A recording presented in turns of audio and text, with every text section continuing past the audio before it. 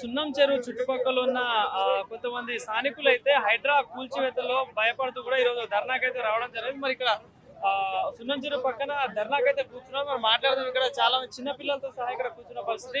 ఎందుకు వచ్చినట్టు? మేము స్కూల్ వదిలేసి స్కూల్ కొట్టుకొని వచ్చి మాకేమన్నా తీటా ఇక్కడికి వచ్చి ధర్నా ఎన్నికగా మేము వచ్చినాము. మా ఇల్లు మాకు కావాలి, అందుకే మేము ఇక్కడికి వచ్చినాం. లేకపోతే మేము మా ఇంటి దగ్గర రానన్నారు వాళ్ళు. ఫస్ట్ మా ఇంటి దగ్గరికి ఎందుకు వస్తారు? కొత్తగా వచ్చిన వాళ్ళు కుల కొడుతున్నారు. మా ఇల్లు ఎందుకు కుల కొడుతున్నారు? హైడ్రా రేవంత్ రెడ్డి సార్ అంతా మాకు కలిసి లేచురు అంట. మా ఇల్లు కుల కొట్టి వస్తుర్రు. కాదు, ఈఎంఐలు కట్టుకొని లోన్లు కట్టుకొని వెళ్ళినా మళ్ళీ మా కొత్తగా వచ్చిన వాళ్ళు గుల కొడతా అని చెప్పారు. వాళ్ళే గుల కొట్టకుండా కన్స్ట్రక్షన్ బిల్డింగ్లు గుల కొడుతురు, మా ఇల్లు గుల కొడుతుర్రు.